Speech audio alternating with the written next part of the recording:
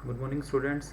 आज हम चैप्टर 4 आपकी क्लास 12th का चैप्टर 4 यूजिंग पाइथन लाइब्रेरीज करेंगे। इससे पहले हमने पिछली क्लासेस में फंक्शंस, पाइथन के अंदर फंक्शन किस तरह से बनाए जाते हैं, फंक्शंस को आप किस तरह से इस्तेमाल कर सकते हैं, ये देखा था। इस चैप्टर को करने के बाद बेसिकली आप लोग अपने फंक्शंस जो हैं उससे लाइब्रेरी या मॉड्यूल के अंदर बेसिकली रखकर और अपनी लाइब्रेरी आप क्रिएट कर सकेंगे, जिससे आपको फ़ायदा ये होगा कि you can just use your own libraries और own functions collection anywhere in your program। आपको सिर्फ उसको इंपोर्ट करना है। तो इस पूरे चैप्टर के अंदर हम ये सारी चीज़ें देखेंगे कि आप इंपोर्ट कैसे कर सकते हो, फंक्शंस को बना कैसे सकते हो, उनको लाइब्रेरी में कैसे रख सकते हो। तो हम आज का chapter 4 using libraries, Python libraries जो है वो शुरू कर रहे हैं। ओके, तो यू कैन सी कि बेसिकली आप लोग चैप्टर 4 जो है आपका यूजिंग पाइथन लाइब्रेरी, उसके अंदर अगर हम बात करें तो इससे पहले भी जो चीज़ आपने देखी है, आपने फंक्शंस बनाने सीखे हैं। फंक्शन पिछले चैप्टर के अंदर हम लोग देख चुके हैं। तो ये फंक्शंस आपको एक कंसेप्ट प्रोवाइड करते हैं जो किसी भी प्रोग्रामिंग का एक बेस कंसेप्ट होता है। और बेसिकली हम जो चीज़ें अपने आसपास सिस्टम वर्किंग में देखते हैं उनका भी एक बेसिक कंसेप्ट है कि किसी भी बड़ी प्रॉब्लम को छोटे छोटे हिस्सों में डिवाइड करके ही उसको ईजिली सोल्व किया जा सकता है।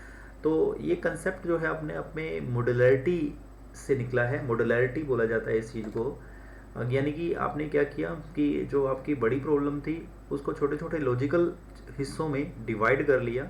हर लॉजिकल हिस्सा जो है, हर लॉजिकल सिस्टम जो है, when it works for the purpose for it has been made, then your overall problem will be solved or overall work of the system will work properly।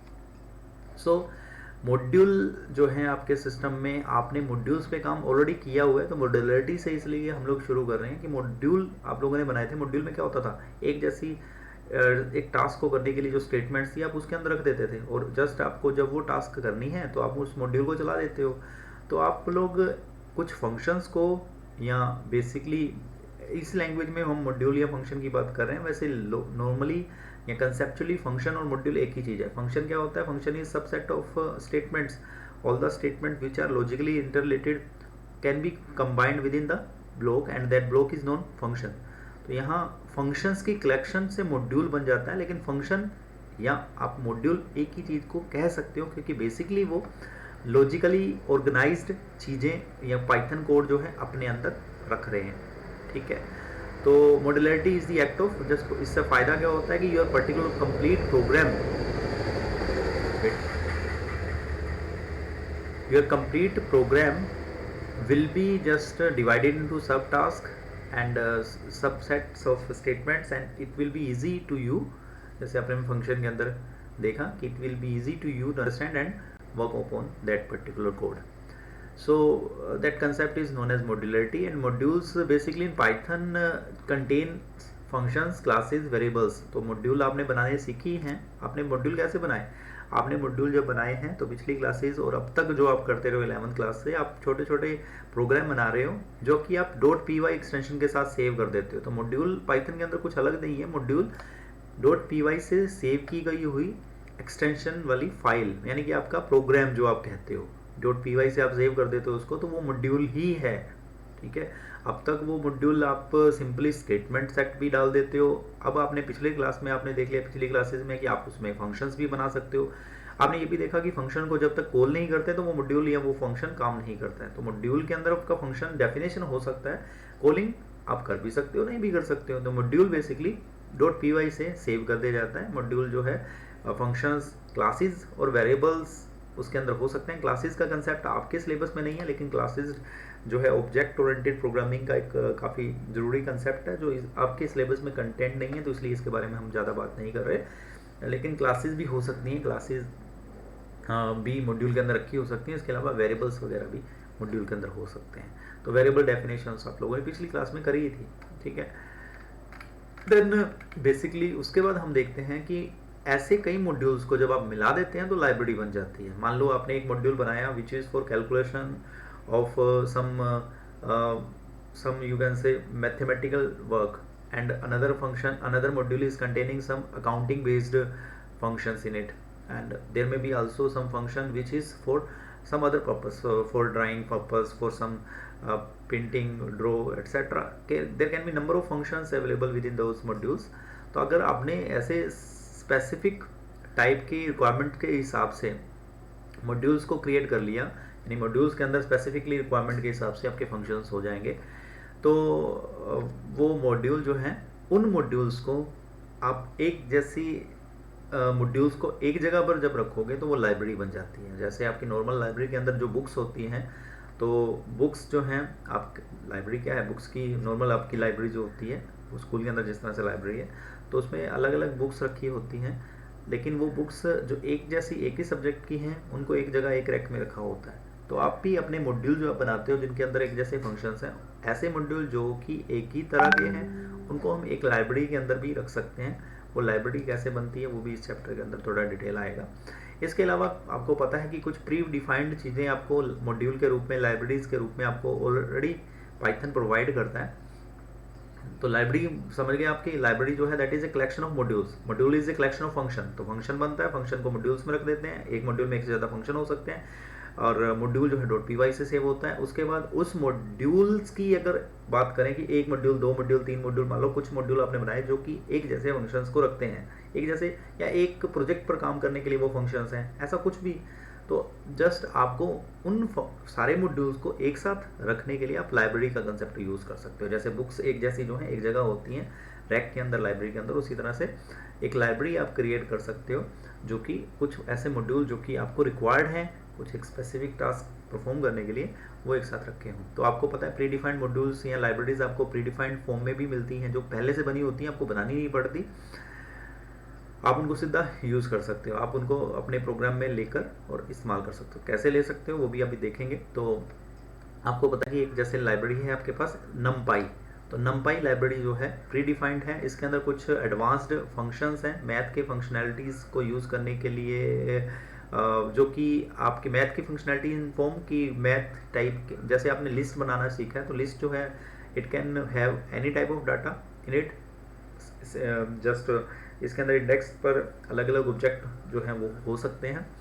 जबकि NumPy जो होगा एक special type का numeric array का facility आपको provide करता है, कि जिसमें आपके पास जो वैल्यूज़ होंगी लिस्ट की फॉर्म में ही आपके पास सिर्फ न्यूमेरिक वैल्यूज़ हो सकती हैं, और उन न्यूमेरिक वैल्यूज़ के ऊपर कुछ स्पेशल फंक्शंस हम परफॉर्म कर सकेंगे अगर वो NumPy के थ्रू हमने बनाया या यूज़ किया उसको। ठीक है, जैसे सम करना है तो हमारे पास सम का फंक्शन होगा जिससे हम इजीली सम कर सकेंगे। तो NumPy के अंदर कुछ लाइब्रेरी के कुछ फंक्शंस, उसकी फंक्शनलिटीज़ अवेलेबल हैं, ये आपको प्री डिफाइंड मिलती है। ऐसे ही SciPy है, तो इसमें कुछ साइंटिफिक कैलकुलेशन से रिलेटेड फंक्शंस या मैथमेटिकल टूल्स अवेलेबल हैं जिनको आप अपने प्रोग्राम में यूज़ कर सकते हो।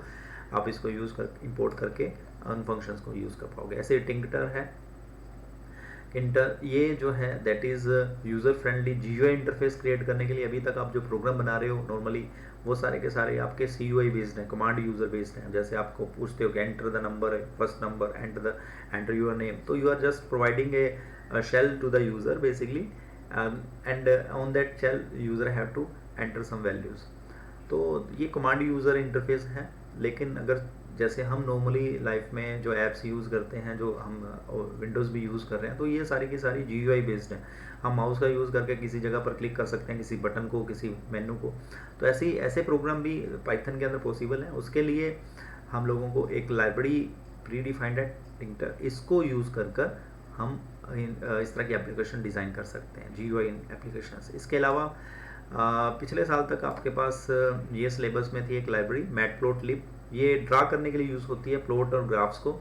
आप अपने प्रोग्राम में कोई plot, line chart, graph, pie chart वगैरह को अगर यूज़ करना चाहते हैं, बनाना चाहते हैं, यानी डाटा रिप्रेजेंटेशन के लिए, जैसे बार ग्राफ से आप रिप्रेजेंटेशन करना चाहते हो मार्क्स बच्चों के कि कितना वेरिएशन रहा है, तो उस तरह की रिप्रेजेंटेशन डाटा शो करने के लिए, मतलब एक प्रेजेंटेबल फॉर्म में शो करने के लिए उनको मैटप्लॉटलिब को हम यूज़ कर सकते हैं। तो आपको पता है कि इन मॉड्यूल्स को किस तरह से यूज़ करते हैं, तो मैं एक बार आपको थोड़ा सा फटाफट जल्दी से याद दिला देता हूँ। वैसे आपने किया हुआ है तो जल्दी से एक बार बता देता हूँ कि कैसे आप लोग करते थे। इंपोर्ट करने के लिए आपको, मतलब किसी मॉड्यूल को यूज़ करने के लिए आपको यूज़ करना होता है, जैसे मान लो एक मॉड्यूल है मैथ, उसका एक फंक्शन है SQRT, SQRT आप स्क्वायर रूट कैलकुलेट करना चाहते हो लाइक 25 का, तो अगर आप लिखते हो SQRT 25 तो क्या ये वर्क करेगा? नहीं करेगा, क्योंकि SQRT is not a built in function, it is an function which is available with in the module, and the module name for this function is math. First of all you have to import that module in your program, that is math in your program or in your this particular built-in environment, then only you can use this function. So I have to write a command for that, and that command is import statement. Import, you have to write import math, like I have written import math, click enter. Then you have to call this function. Now you can call this function, and the way to call this function is you have to write print, like if you want to print the content, और चलो print के बिना मैं करके दिखाता हूँ. math dot, you have to call this like this, because this function there will be some disturbance. I am pausing for some time. Okay, it is gone. You have to call math dot sqrt, and 25 I have passed, so I am getting the result now purely. तो this is the way of just importing A module. तो math एक predefined module था जिसको किस तरह से import किया, import statement के थ्रू इंपोर्ट किया मैंने, और उसके किसी फंक्शन को कॉल करने के लिए I have to write the complete module name dot function का नाम. तो ये आपको पता है, अगर आपने नहीं पता है तो आपको ये याद रखना है किस तरह से इंपोर्ट करते हैं और इस तरह से आप उस फंक्शन को यूज़ करते हैं, किसी भी बिल्ट इन फंक्शन को या किसी बिल्ट इन मॉड्यूल का यूज़ किस तरह से करते हैं वो आप. अब जब अपने मॉड्यूल आप बनाएंगे तो मॉड्यूल के अंदर या किसी भी फंक्शन के अंदर जो चीज़ें ज़रूरी हैं, क्या क्या होती हैं, वो आपको पता होना चाहिए. जब आप मॉड्यूल बनाएंगे तो उसके अंदर आप ये रख सकते हैं डॉक स्ट्रिंग. सबसे पहली चीज़ जो होगी एक मॉड्यूल के अंदर वो डॉक स्ट्रिंग होती है. डॉक स्ट्रिंग क्या होता है? डॉक स्ट्रिंग जो है मतलब ऐसा कोड प्रोग्राम के अंदर जो आपके लिए, मतलब प्रोग्राम एग्जीक्यूशन के लिए नहीं है बल्कि आपके लिए है, जो कि आपको किसी तरह की हेल्प प्रोवाइड करता है कोड से रिलेटेड. जैसे एक मॉड्यूल के अंदर आप अलग अलग फंक्शन लिखोगे तो उन फंक्शन के बारे में थोड़ी डिटेल अगर लिख दोगे तो that will be helpful to you और any other person who is going to use that module. वो उसको उस डॉक स्ट्रिंग को देख सकता है. डॉक स्ट्रिंग कुछ अलग नहीं है लिखने का ढंग. जैसे आपने कमेंट लिखने देखे हैं, आपने अपने प्रोग्राम के अंदर कमेंट लिखे थे तो वो डॉक स्ट्रिंग ही है. कमेंट कैसे लिखे थे आप लोगों ने उसको ट्रिपल कोटेड कमेंट फॉर्म में लिखा, मतलब ट्रिपल कोटेड क्या कहते हैं स्ट्रिंग के रूप में आपने उसको रख दिया प्रोग्राम के अंदर. तो वो क्या हो जाता है कि इंटरप्रेटर उसको इग्नोर कर देता है और उसका यूज़ सिर्फ कहाँ होता है, जब उसको हेल्प फंक्शन के थ्रू उस मॉड्यूल की डिटेल हम लोग चेक करते हैं तो तब हमें वो पर्टिकुलर डिटेल मिलती है. ठीक है. तो doc string is just comments which are been quoted in triple quoted statements, and this is like the documentation. अभी मैं थोड़ा सा आपको अगले वाली स्लाइड में आपको दिखेगा कि कैसे डॉक स्ट्रिंग बनता है और डॉक स्ट्रिंग का क्या यूज़ हो सकता है, अभी आगे दिख जाएगा आपको. तो डॉक स्ट्रिंग जो है is a triple coated comment in a function in A module, and that will be ignored by the interpreter basically, and it is for purely for the programmer who is or user of that module, जो उसको use करने वाला है future में या जिसने उसको बनाया. वेरिएबल्स एंड द कांस्टेंट जरूरत के हिसाब से आपके मॉड्यूल के अंदर हो सकते हैं, जो एक किस्म से डाटा के लेबल्स हैं, नाम हैं. तो कांस्टेंट फॉर्म में जैसे पाई एग्जिस्ट करता है मैथ के अंदर, तो आप उसको यूज़ कर लेते हो. जहाँ आप चाहते हो उसको इंपोर्ट करके आप अपने कांस्टेंट भी बना के रख सकते हो. जैसे स्ट्रिंग है, उसके अंदर कुछ कांस्टेंट प्रीडिफाइंड है, स्ट्रिंग एक मॉड्यूल है. तो चलिए आगे और डिटेल देखेंगे. तो वेरिएबल्स और कांस्टेंट्स होते हैं मॉड्यूल के अंदर जरूरत के हिसाब से. क्लासेस होती हैं. क्लासेस जैसा मैंने कहा कि ऑब्जेक्ट ओरिएंटेड प्रोग्रामिंग का कंसेप्ट है, तो क्लासेस आपके उसमें कोर्स में नहीं है तो इसलिए क्लासेस हम नहीं बनाते इसमें. लेकिन फिलहाल आपको पता होना चाहिए एक मॉड्यूल के अंदर क्लासेस हो सकते हैं, उसके ऑब्जेक्ट हो सकते हैं. इंस्टेंस ऑफ क्लास जो उसके ऑब्जेक्ट होते हैं. जैसे हम लोग वेरिएबल्स बनाते हैं, जैसे हम लोग लिस्ट का कोई ऑब्जेक्ट क्रिएट करते हैं तो दे आर ऑब्जेक्ट. उसी तरह से क्लासेस बनाने पर उसके ऑब्जेक्ट भी बनते हैं. तो एक किस्म से क्लासेस आप कह सकते हो एक डाटा टाइप है, स्पेशल टाइप है, जो यूज़र ही बनाता है और उसके बाद उसके ऑब्जेक्ट्स वो क्रिएट कर सकता है. तो जैसे आपके प्री डिफाइंड डाटा टाइप्स होते हैं उसी तरह से क्लासेस एक नया डाटा टाइप बन जाता है. ठीक है. उसके बाद statements, these are the instructions basically. Statement आप लिखते ही हो किसी भी कोड के अंदर, तो वो कोड जो है वो इंस्ट्रक्शंस जो हैं that is the statements. And function which is a named group. तो फंक्शंस आप बनाते ही हो, जैसे अपने देखेंगे नीचे एग्जाम्पल से चलो देख लेते हैं। नीचे एग्जाम्पल देखिए, एक मैंने अपना एक मॉड्यूल बनाया एरिया फंक्शन। मान लो मैं एक मॉड्यूल ऐसा क्रिएट करना चाहता हूँ जिसके अंदर मेरे पास कुछ ऐसे फंक्शन मौजूद हैं जो मेरे पास क्या कहते हैं, एरिया की कैलकुलेशन के लिए यूज़ होने वाले हैं। अब एरिया फंक्शन जो हो सकते हैं वो अलग अलग चीज़ों के लिए हो सकता है, लाइक एरिया फॉर सर्कल हो सकता है, area for square root sorry area for square हो सकता है, एरिया फॉर रेक्टेंगल हो सकता है। तो अगर मान लो एक मॉड्यूल आप ऐसा क्रिएट करके रखना चाहते हो जिसके अंदर एरिया कैलकुलेशन से सारे रिलेटेड फंक्शन जो हैं वो आप बना के रख लो ऑलरेडी, तो मेरा ही ऐसा ही एक एग्जांपल मैंने यहाँ बनाया है। तो मैंने इसमें सबसे पहले लिख दिया कि दिस इज़ मॉड्यूल। तो ये चीज़ जो अभी मैंने ऊपर लिखी हुई है ग्रीन आपको दिखाई दे रही है, ट्रिपल कोटेड है, तो इसका मतलब ये डॉक स्ट्रिंग है। This are known as doc string which is help from the module part. तो एंड ग्रीन में ये हो जाती है तो इसका मतलब इसको कंपाइलर इग्नोर कर देता है, ठीक है। फ्रॉम मैथ इंपोर्ट यानी कि इसको एग्जीक्यूशन में कहीं यूज़ नहीं होता, ये कुछ ये आपकी हेल्प फंक्शन जो चलेगा तो उसको ये वो इसको पिक करेगा, क्योंकि आपने इसको किसी वेरिएबल में असाइन नहीं किया तो ये स्ट्रिंग के रूप में भी यूज़ नहीं हो रही है कहीं पे। फ्रॉम मैथ इंपोर्ट पीआई, तो ये अभी आपको मैंने ऊपर वाली स्लाइड में इंपोर्ट स्टेटमेंट दिखाई। आप इंपोर्ट स्टेटमेंट के थ्रू जब इंपोर्ट करते हो तो आप लिखते हो इंपोर्ट मैथ। जब मैंने जो है कोड आपको चला के दिखाया था, तो इंपोर्ट मैथ करते हो तो सब कुछ उसमें से इंपोर्ट हो जाता है। अभी मुझे इस वाले जो मैंने मॉड्यूल बनाया इसमें जैसे अभी मैं ऊपर बता रहा था आपको कि पाई मौजूद है मैथ के अंदर एक कांस्टेंट, मुझे सिर्फ वही यूज़ करना है, बाकी कोई फंक्शन यूज़ नहीं करना फिलहाल। इसमें मैथ का वही फंक्शन स्क्वायर रूट पावर जो जितने भी फंक्शंस होते हैं एबीएस वगैरह लोग, वो सब नहीं यूज़ करना मुझे सिर्फ पाई की वैल्यू यूज़ करनी है। तो मैं पूरे मॉड्यूल को अगर इंपोर्ट करूँगा तो आई हैव टू राइट, मतलब उस केस में मुझे लिखना पड़ेगा इंपोर्ट मैथ, जिससे क्या होगा सब कुछ इंपोर्ट होगा, पाई भी, मैथ का पावर भी, एबीएस भी, या बाकी सारे जितने फंक्शंस होते हैं वो सब कुछ। लेकिन मुझे क्या चाहिए, मुझे सिर्फ पाई चाहिए। तो एक दूसरा वे जो है वो इंपोर्ट करने का है from, you have to write from math या उस पर्टिकुलर मॉड्यूल का नाम इंपोर्ट पाई। तो आगे इसको इसके सिंटेक्स को डिटेल में देखेंगे, तो अभी फिलहाल इसको हमने यूज़ कर लिया, ऐसे भी यूज़ कर सकते हैं। तो ये दो वे हो गए, यानी कि आपको दिख गए कि इंपोर्ट स्टेटमेंट डायरेक्टली लिख कर इंपोर्ट कर सकते हैं किसी मॉड्यूल को पूरा का पूरा, या उसके किसी ऑब्जेक्ट को अगर इंपोर्ट करना है, हमें कंपोनेंट को इंपोर्ट करना है तो फ्रॉम स्टेटमेंट के थ्रू भी किया जा सकता है। अब इसके अंदर हमने दो फंक्शन बनाए हैं अपने, बहुत फंक्शन बना सकते हैं लेकिन अभी दो फंक्शन छोटा सा एक लाइन के फंक्शन डिज़ाइन किए मैंने। Def area circle which is to calculate the area, and इसके अंदर भी इसके ऊपर मैंने एक उसकी डिटेल लिख दी कि ये क्या फंक्शन क्या करने वाला है।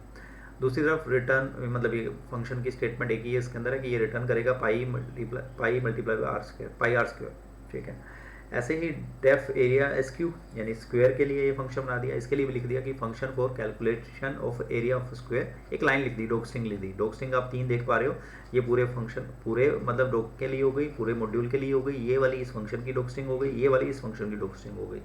और ये फंक्शन का काम क्या है, इसका ये काम है, ये इसकी स्टेटमेंट्स हो गई। तो जो चीज़ें आपको बोली थी, यानी फंक्शन आपने डेफिनेशंस देख ली, ऑब्जेक्ट स्टेटमेंट आपकी बनी हुई है, ये रिटर्न जैसे है या फंक्शन डिफाइन करना है, फ्रॉम ये स्टेटमेंट्स हैं। वेरिएबल्स हमने जरूरत के हिसाब से आर यूज़ किया, पी ये ऐसे यूज़ किया, ये वेरिएबल्स भी हो गए, और डॉक स्ट्रिंग भी हमने इसके अंदर रखी हुई है। तो दिस इज़ एन एग्जांपल, ऐसे आपके मॉड्यूल्स आप बना सकते हो। अब आप ये देख सकते हो कि मैंने एरिया सर्कल एरिया एसक्यू यहाँ कहीं कॉल नहीं किया, तो ये मॉड्यूल अगर मैं चलाऊँगा अभी इंपोर्ट करके तो ये चलने नहीं वाला, कुछ मतलब करने नहीं वाला, बेसिकली ये नहीं करने वाला, लेकिन इसके फंक्शन में कहीं और इस्तेमाल कर सकूँगा, सीधा नहीं। इसको अगर मैं इसको रन करूँगा तो कुछ होने नहीं वाला, लेकिन इसको मैं इंपोर्ट करके किसी भी जगह इसके अंदर बनाए गए फंक्शन इस्तेमाल कर सकते हैं। तो यही तो हमारा ये मतलब चैप्टर है, हमारा चैप्टर इसी चीज़ से रिलेटेड है ना, कि हम अपने मॉड्यूल बना के उसके अंदर फंक्शन रखें और उसके बाद उन मॉड्यूल्स को हम अपने ज़रूरत के हिसाब से कहीं भी उनके फंक्शंस को किसी दूसरे प्रोग्राम में यूज़ कर सकें। तो that we will do here. तो ये उसका एक एग्जाम्पल हो गया। Now name of my module is area function dot p y, जो आपने शुरू में नोटिस कर लिया। सो शुरू में जिसको मैंने बता दिया आपको, तो ये मैंने एक बना कर रखा। अब एक फंक्शन होता है हेल्प, जो आपके प्री एग्जिस्टिंग चाहे मॉड्यूल हो, चाहे आप खुद के मॉड्यूल क्रिएट करें, तो उसके अभी मैंने ऊपर बताया भी था। तो हेल्प फंक्शन के थ्रू किसी भी प्री एग्जिस्टिंग मॉड्यूल या अपने फंक्शन की डिटेल, अगर आप अपने मॉड्यूल्स की डिटेल अगर आप देखना चाहते हैं तो वो दिखा देता है। जैसे आपने अभी मैथ इंपोर्ट करना सीखा, तो अगर आप मैथ के साथ इंपोर्ट करने के बाद एक फंक्शन जो उसका है हेल्प, ये कॉमन है सबके लिए, सभी मॉड्यूल पर यूज़ किया जा सकता है, यानी यहाँ आप इसको मॉड्यूल का नाम पास करते हो। तो अगर आप लिख दोगे हेल्प मैथ, तो it will give you the detail of math module. अब ये डिटेल बनती कैसे है, ये आया help on built in module math, name is math, description function उसके अंदर नाम आने लग गए।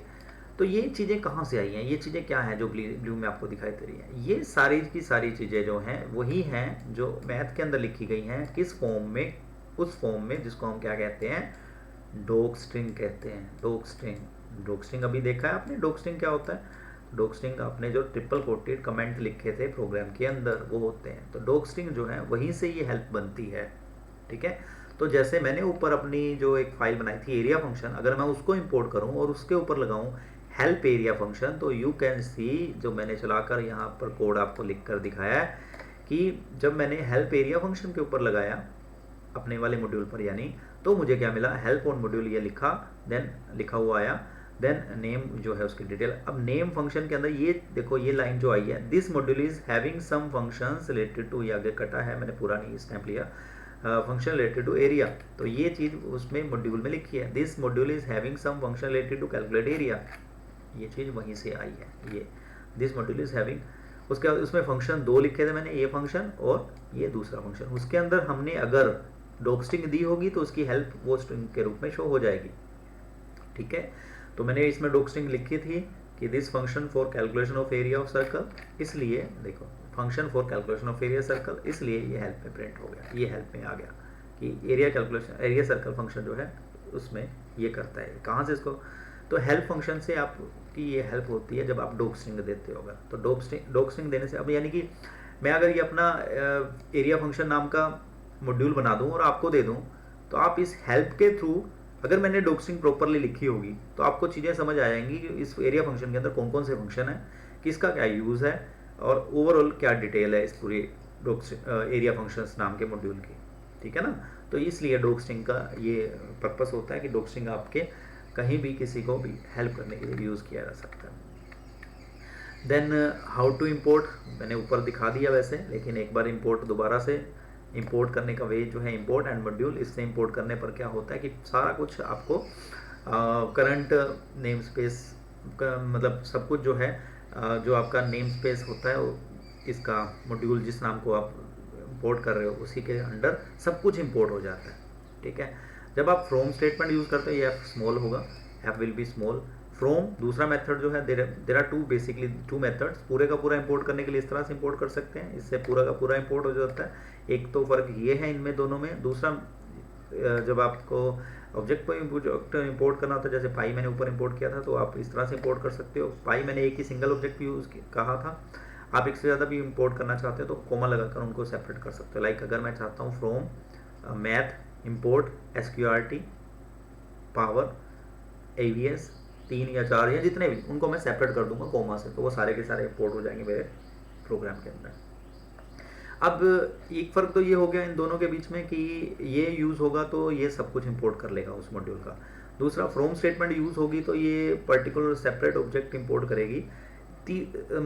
मेन डिफरेंस इसके अलावा जो होता है कि आप जब आप इंपोर्टिंग कर रहे थे, मतलब इस तरह से इंपोर्ट करके, तो आपने यूज़ किया है, आप लिखते हो मैथ कॉल करने के लिए फंक्शंस को मैथ डॉट और उसके बाद उस फंक्शन का नाम जिसको कॉल करना है। जैसे मैंने अभी एग्जांपल आपको लिख के दिखाया था SQRT, तो आप लिखते हो SQRT और कॉल करते हो। लेकिन जब आप इस तरह से इंपोर्ट करोगे ना, तो आपको ये ऐसे नहीं लिखना पड़ेगा, मैथ नहीं लगाना पड़ेगा, आप सिंपल SQRT अगर लिख दोगे तो दैट आल्सो सॉरी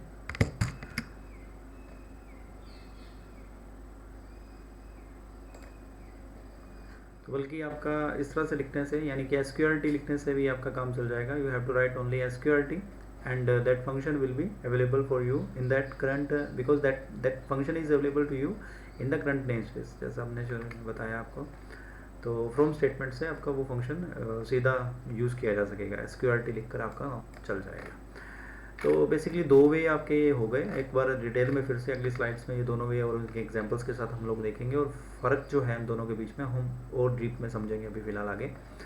तो जैसे आप जब इंटायर मॉड्यूल इंपोर्ट करते हो और अगर आप इंपोर्ट स्टेटमेंट यूज़ कर रहे हो तो जैसा आपने शुरू में देखा, you can use it like writing for example import math आपने करके भी देखा अभी, तो कॉल करने के दौरान आपको इस तरह से यूज़ करना पड़ता है, उसको मैथ डॉट लगाना पड़ता है। क्यों लगाना पड़ता है मैथ डॉट? क्योंकि वो जो इंपोर्टिंग है वो सारी की सारी इंपोर्टिंग आपके मैथ नेम स्पेस के अंडर ही होती है, मैथ नेम स्पेस के अंडर ही रहती है। ऐसे ही MLT प्लॉटलिब दूसरा एक मेथड है कि अगर आप किसी पर्टिकुलर जो आपके पास मॉड्यूल है उस मॉड्यूल को कोई एक अलग नाम के साथ इंपोर्ट करवाना चाहते हो, नाम मतलब चेंज नहीं हो जाएगा लेकिन सिर्फ उस करंट नेम स्पेस में जहाँ पर आप काम कर रहे हो आप उस जो आपका मॉड्यूल है उसको उस नए नाम के साथ कॉल कर पाओगे। जैसे उसका एक्चुअल मॉड्यूल का नाम बड़ा हो तो आप उसको छोटा एक नाम दे सकते हो, सिनोनिम बना सकते हो उसके लिए, जिससे कि वो क्या होगा कि आपको हर बार वो बड़ा नाम नहीं लिखना पड़ेगा, क्योंकि आपको डॉट ऑपरेटर के साथ ही फंक्शंस या ऑब्जेक्ट्स को कॉल करना होता है, तो आप उस छोटे नाम को यूज़ कर सकोगे। तो आपको यहाँ एक इसमें मिसप्रिंट है, एज कीवर्ड जो है इसमें लगाना होता है, अगली वाली लाइन में लगा हुआ है ठीक से, अगली वाली इंपोर्टिंग में इसमें लगा हुआ है, यहाँ मिसिंग है तो मैं यहाँ लिख दे रहा हूँ कि एज लगाना होगा। आपको लिखना होगा इम्पोर्ट मैटप्लॉट एज MLT, तो मतलब मैटप्लॉट इंपोर्ट होगा हमारे करंट नेम स्पेस में, लेकिन जो नेम स्पेस के अंदर नाम उसका यूज़ किया जा सकेगा MLT के साथ भी उसको यूज़ किया जा सकेगा। तो मैं मैटप्लॉट भी लिख सकूँगा, MLT भी लिख सकूँगा, तो जाहिर सी बात है MLT will be A small name and I can prefer that, है ना। तो ऐसे एरिया फंक्शन जैसे हमने बनाया था तो काफ़ी बड़ा नाम था मॉड्यूल का, हमने जो बनाया था खुद का फंक्शन, खुद का मॉड्यूल, तो इसको अगर मैं एरिया नाम से इंपोर्ट करता हूँ तो then after that I can use area without no need to write complete name area function, I can use area dot और उसके बाद जो भी ऑब्जेक्ट मुझे यूज़ करना है, लाइक उसके अंदर दो फंक्शन है एरिया स्क्वायर या एरिया ऑफ सर्कल, तो मैं जिस फंक्शन को कॉल करना चाहता हूँ मैं उसको एरिया डॉट लिख कॉल कर सकूँगा। तो this is the way. Then अगर इसी तरह से आपको जो आपका मॉड्यूल होता है उसका नाम जो होता है एक स्पेशल टाइप का कॉन्स्टेंट अवेलेबल होता है नेम स्पेस के अंदर, जिसके अंदर वो स्टोर होता है। तो वो अगर आपको देखना है तो वो कौन सा नेम मतलब क्या कॉन्स्टेंट है, उस कॉन्स्टेंट का नाम है जो आपके क्या कहते हैं डबल अंडरस्कोर से शुरू होता है और डबल अंडरस्कोर से ख़त्म होता है, नाम है नेम, ठीक है। तो जैसे इसमें करके दिखाया, सिर्फ ज़्यादा इंपॉर्टेंट नहीं, लेकिन आपको पता होना चाहिए कि नेम नाम का जो ये डिंडर है, डिंडर इसको इसलिए बोला जा रहा है कि इसके आगे पीछे जो है आपके स्पेशल टाइप के दो अंडरस्कोर करेक्टर लगे हुए हैं, इस तरह के वैल्यू को कांस्टेंट को स्पेशल एक नाम दिया जाता है पाइथन के अंदर डिंडर के नाम से। तो डिंडर ये जो है ये इट इज़ जस्ट, अगर आप जैसे टाइम आपने इंपोर्ट किया तो टाइम नाम का मॉड्यूल जो है उसका नाम जो है नेम नाम के डिंडर में अवेलेबल होगा। तो आप अगर प्रिंट करते हो print time dot underscore underscore name, तो you will get that name, यानी कि उसका नाम आपको जो मिल गया टाइम मिल गया। अब आपका रीज़न यहाँ पर आपको जो अभी समझ लेना है कि आपको ये डॉट ऑपरेटर क्यों लगाना पड़ रहा है बार बार जब आप इसके ऑब्जेक्ट कॉल कर रहे हो, क्योंकि जब आप सिंपल इंपोर्ट स्टेटमेंट यूज़ कर रहे हो तो आपके जितने भी ऑब्जेक्ट हैं वो करंट नेम स्पेस में विद इन द जो आपका इंपोर्टिंग नेम स्पेस है उसके नाम के साथ ही इंपोर्ट हो रहे हैं। इसीलिए मुझे जो हमारा मेन नेम स्पेस है जिसको मैं इंपोर्ट कर रहा हूँ डॉट लगा के मुझे इनको कॉल करना पड़ता है। जबकि दूसरा मेथड जो है जो मैंने आपको दिखाया तो वो फ्रॉम है, फ्रॉम के थ्रू आप कर सकते हो, फ्रॉम के थ्रू आप इंडिविजुअल ऑब्जेक्ट को भी इंपोर्ट कर सकते हो। और आगे आप देखोगे लास्ट में ये एग्जांपल इसमें स्टार लगा हुआ है, तो स्टार का मतलब है ऑल ऑब्जेक्ट्स, मतलब अगर पूरे का पूरा मॉड्यूल इंपोर्ट करना है। ऐसा नहीं है कि जब पूरा इंपोर्ट करना होगा मॉड्यूल तो आप ऊपर वाला ही मेथड यूज़ कर सकते हो, आप फ्रॉम से भी कर सकते हो इसका मतलब। तो आप अगर लिखोगे from math import everything you want to import तो स्टार लगाना होगा, आपको अलग अलग ऑब्जेक्ट के नाम नहीं देने की जरूरत, उनको कोमा से सेपरेट करने की जरूरत नहीं है। उस केस में अगर आप एक या दो या जितने आप चाहते हो उतने ही इंपोर्ट करना चाहते हो तो कोमा से उनके नाम दे दो सेपरेट करके, तो आप इस तरह से भी कॉल कर सकते हो, तो सब कुछ भी इंपोर्ट कर सकते हो। फ़ायदा या यूज़ उसके बाद ये हो जाता है कि वो इंपोर्टिंग जो है उसमें आपको इस तरह से इंपोर्ट करने पर आपको उस पर्टिकुलर मॉड्यूल का नाम आगे नहीं लगाना पड़ता डॉट ऑपरेटर के बाद, ठीक है। तो यहाँ मुझे जो कॉल करना है तो मैं SQRT लिख कर ही सीधा कॉल कर पाता हूँ, ऐसा हमने अभी एग्जाम्पल से ऊपर मैंने आपको चला कर भी दिखाया।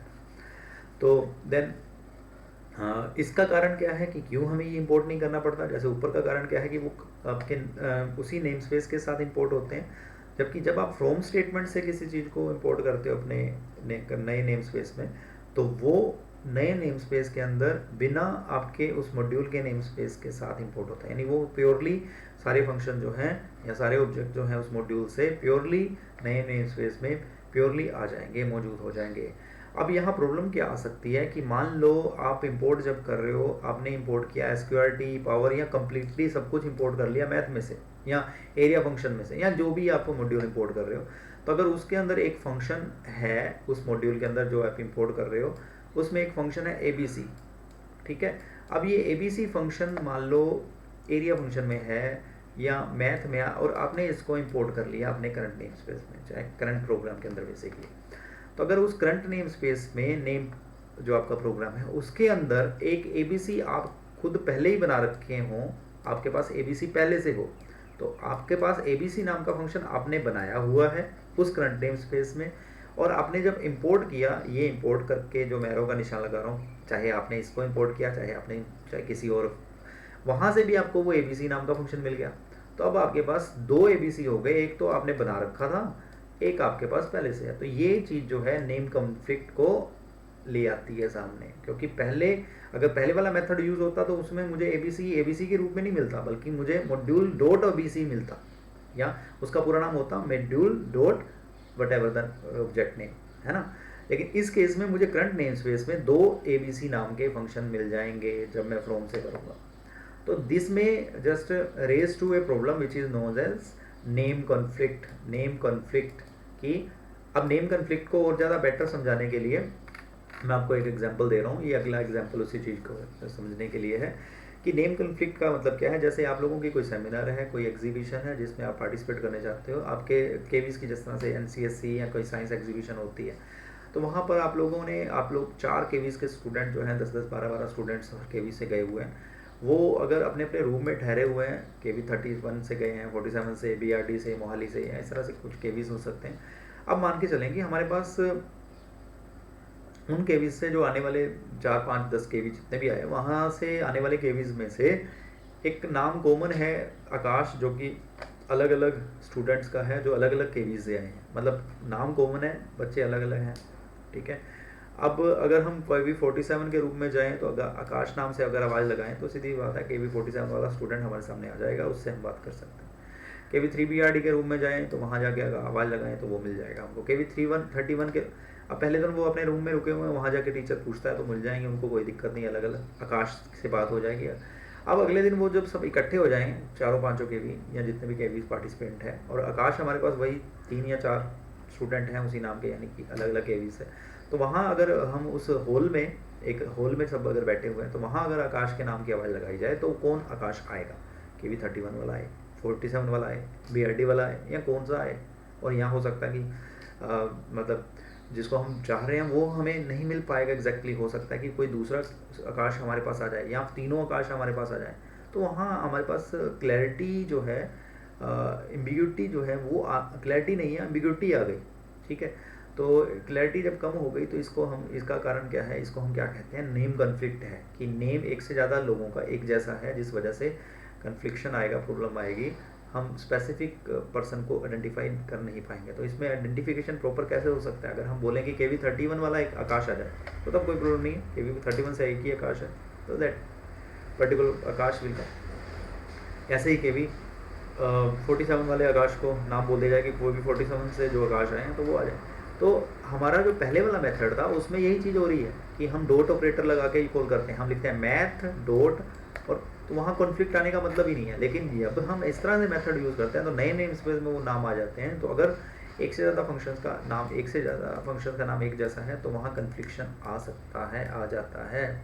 तो इसीलिए हम लोग ये स्टार वाली स्टेटमेंट के थ्रू इंपोर्टिंग, यानी सब चीज़ों को इंपोर्टिंग एक जगह पर अगर करते हैं तो इस तरह से करना हम मतलब अवॉइड करते हैं, बल्कि हम सिंपल इंपोर्ट स्टेटमेंट यूज़ करते हैं। अगर हम सिंपल इंपोर्टिंग स्टेटमेंट यूज़ करेंगे और सब कुछ, क्योंकि हमें किसी मॉड्यूल से इंपोर्ट करना है तो सब कुछ ठीक है, नए नेम स्पेस में आ जाएगा, लेकिन हम उस नए नेम स्पेस के अंदर सभी चीज़ों को सेपरेट किस तरह से कर पाएंगे, डॉट ऑपरेटर के जरिए कर पाएंगे, तो कॉन्फ्लिक्ट का कोई प्रॉब्लम नहीं है। तो हमें जस्ट उस नए नेम स्पेस में पूरा नाम यूज़ करना होगा कि मैथ डॉट SQRT, या मान लो दूसरा फंक्शन जो हमें SQRT मिला है वो किसी दूसरे मॉड्यूल से बिलोंग करता है, मान लो हमने कोई अपना मॉड्यूल बनाया है चेक नाम का, फंक्शन नाम का, मॉड्यूल नाम का, तो हम लिखेंगे check dot sqrt, function dot module dot sqrt, जो हमारे तो ये फ़ायदा हो जाता है जब हम इस फॉर्म में मतलब आप लोग इंपोर्ट स्टेटमेंट यूज़ करते हैं। तो इसलिए जब हमें सब कुछ इंपोर्ट करना हो तो हम फ्रॉम वाली स्टेटमेंट अवॉइड करेंगे, बल्कि हम सिंपल जो आपकी इंपोर्ट स्टेटमेंट है उसके थ्रू कर लेंगे, ताकि हमारे नेम स्पेस का कॉन्फ्लिक्ट ना हो और नेम स्पेस की क्लैशेस की जो प्रॉब्लम है वो ना आए हमारे प्रोग्राम के अंदर। तो ये थोड़ा सा डिफरेंस आपको पता होना चाहिए दोनों चीज़ के बीच में। तो चलिए, ये आज का हमारा टॉपिक था नेम कॉन्फ्लिक्ट। हमें लास्ट ये चीज़ हमने कर ली कि इंपोर्टिंग जब आप करते हैं दो तरह से करते हैं, दोनों के क्या फ़ायदे या नुकसान हैं, क्या कंपैरिजन है दोनों के बीच में, ये हमने इसके अंदर कर लिया। तो अगली क्लास में हम आगे कंटिन्यू करेंगे, आगे की लाइब्रेरी आप किस तरह से बना सकते हैं, मॉड्यूल्स को आप जब कलेक्टिवली एक साथ रखते हैं तो वो लाइब्रेरी बना सकते हैं, तो वो कैसे बनेगी, कैसे उसको यूज़ किया जा सकेगा, क्या उसका बेनिफिट है, वो हम अगली क्लास में करेंगे। तो अभी के लिए इतना ही करते हैं, अगली क्लास में फिर से मिलेंगे हम लोग। और चलिए ठीक है, थैंक यू।